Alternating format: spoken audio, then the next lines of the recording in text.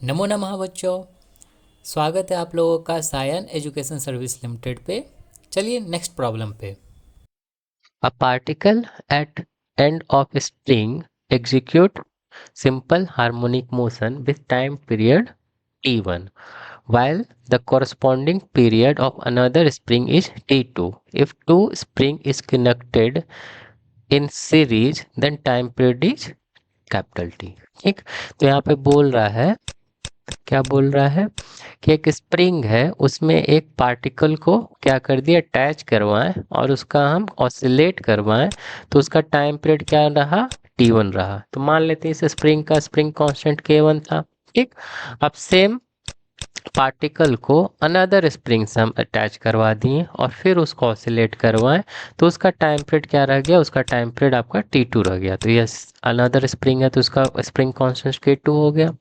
अब दोनों स्प्रिंग को क्या कर दिया, दोनों स्प्रिंग को हम सीरीज में कंबाइन कर दिए, कंबाइन कर दिए। कंबाइन करने के बाद अब कंबाइन करने के बाद इसका फिर ऑसिलेट करवाए तो टाइम पीरियड क्या, कैपिटल टी बोल रहा है।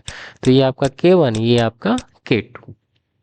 ठीक, इन दोनों को मिला के आपका इक्विवेलेंट आपका k निकलेगा। ये तो इक्विवेलेंट के बराबर क्या होता है, k इक्विवेलेंट आपको याद होगा फॉर्मूला यही होता है, k q one by k equivalent equal to one by k one और वन बाई के टू। ठीक, गिवन पार्ट क्या है, टी वन और टी टू दिया हुआ है तो यहाँ से हम टाइम पीरियड निकालेंगे। टी वन इजकल टू क्या है, टी वन इजकल टू आपका यही कुछ होता है। ठीक, यहाँ पे आपका यहाँ पे वन बाई के वन है तो यहाँ से हमको वन बाई के वन निकालना होगा। तो इसको हम सिंप्लीफाई करेंगे तो आपका टी वन स्क्वायर और नीचे आपका हो जाएगा, दोनों साइड आपका स्क्वायर किए हैं तो ये आपका 4 पाई स्क्वायर होगा और इस मास को हम नीचे लेके आ जाएंगे तो आपका यही कुछ आएगा। तो ये वन बाई के वन बराबर आपका इतना कुछ वैल्यू आया है। ठीक, अब उसी तरह टी टू को भी निकाल देंगे, टी टू को निकालेंगे तो आपका ये ऐसा आ जाएगा। सिमिलरली आपका टी टू का स्क्वायर यहाँ पे हो जाएगा 4 पाई स्क्वायर m और ये हो जाएगा वन बाई के टू। ठीक, तो यहाँ से इसका वैल्यू पुट कर देते हैं इन दोनों का। तो यहाँ पे वन बाई के इक्विवेलेंट क्या हो जाएगा आपका, इसको छोड़िए डायरेक्ट हम टी ही निकाल देते हैं।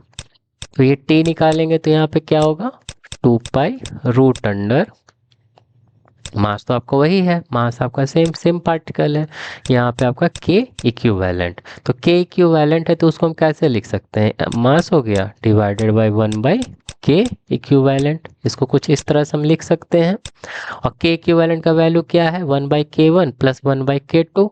ठीक, तो इसको हम कुछ ऐसे भी लिख सकते हैं, M one by k one plus one by k to. इन दोनों का वैल्यू यहाँ पे पुट कर देंगे। पुट करने पे क्या होगा, जैसे ये 2 पाई और 2 पाई को हम अंदर लेके चले जाते हैं।